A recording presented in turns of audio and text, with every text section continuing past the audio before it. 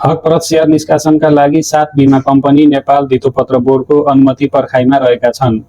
हकप्रद share निष्कासनका लागि छन् Nepal life, Nepal insurance company, united Ajod insurance, Prabhu Mahalaxmi life, Asian life, Prabhu insurance र नेको इन्सुरेन्स पर्खाइमा रहेका हुन्।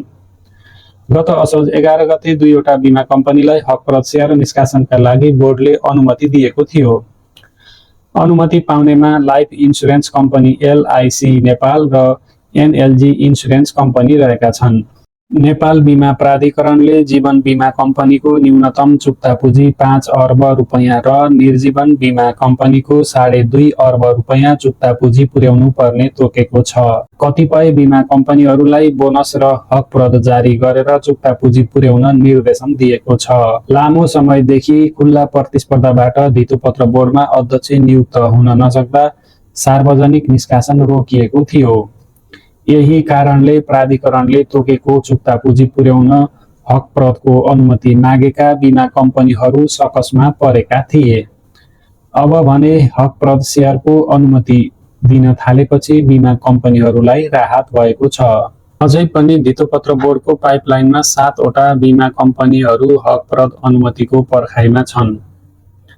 अनुमति पर्खाइमा रहेका बीमा कम्पनीहरूमा जीवन बीमातर्फ एसियन लाइफ इन्सुरेन्स, सन नेपाल लाइफ र प्रभु महालक्ष्मी लाइफ इन्सुरेन्स रहेका छन् भने निर्जीवनतर्फ Prabhu insurance, Nepal insurance, united Ajod insurance र नेको इन्सुरेन्स रहेका छन्। जीवन बीमातर्फ एसियन लाइफले चुक्ता पुँजीको 45% हकप्रद शेयर जारी गर्न धितोपत्र बोर्डसँग अनुमति मागेको छ। बोर्डले अनुमति दिएमा यो कम्पनीले 100 रुपैयाँ अंकित दरका कुल 1,42,79,312.48 किता हकप्रद शेयर जारी गर्नेछ। हकप्रद बिक्री प्रबन्धकमा मुक्तिनाथ क्यापिटल रहेको छ। यसै गरी सन नेपाल लाइफले चुक्ता पुँजीको 27% हकप्रद शेयर जारी गर्न धितोपत्र बोर्डसँग अनुमति मागेको छ। धितोपत्र बोर्डले अनुमति दिएमा यो कम्पनीले 100 रुपैयाँ अंकित दरका कुल 1,06,96,320 किता हकप्रद जारी गर्नेछ। हकप्रद बिक्री प्रबन्धकमा नेपाल SBI मर्चेन्ट बैंकिङ रहेको छ।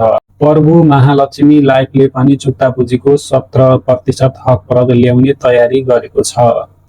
धितोपत्र बोर्डको अनुमतिमा यो कम्पनीले 100 रुपैयाँ अंकित दरका कुल 73,03,200 किता हकप्रद जारी गर्नेछ। हकप्रद बिक्री प्रबन्धकमा सिद्धार्थ क्यापिटल रहेको छ। त्यस्तै निर्जीवन बीमातर्फ प्रभु इन्सुरेन्सले चुक्ता पुँजीको 50.15% हकप्रद ल्याउन अनुमति मागेको छ। अनुमति पाएमा कम्पनीले 100 रुपैयाँ अंकित दरका कुल 83,50,135.44 किता हकप्रद जारी गर्नेछ। हकप्रद बिक्री प्रबन्धकमा NIC एसिया क्यापिटल रहेको छ। नेपाल इन्सुरेन्सले चुक्ता पुँजीको 40% हकप्रद ल्याउने तयारी गरेको छ। धितोपत्र बोर्डको अनुमतिमा यो कम्पनीले 100 रुपैयाँ अंकित दरका कुल 65,76,937.76 किता हकप्रद जारी गर्नेछ। हकप्रद बिक्री प्रबन्धकमा NIMBS क्यापिटल रहेको छ। युनाइटेड अजोड इन्सुरेन्सले भने चुक्ता पुँजीको 15% हकप्रद ल्याउन धितोपत्र बोर्डको अनुमति मागेको छ।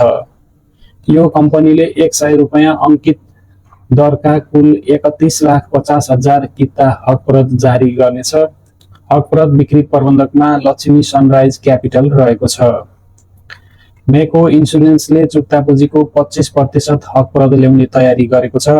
धितोपत्र बोर्डको अनुमति पाएमा यो कम्पनीले 100 रुपैयाँ अंकित दरका कुल 50,30,901.55 किता हकप्रद शेयर जारी गर्नेछ। हकप्रद बिक्री प्रबन्धकमा सानिमा क्यापिटल रहेको छ।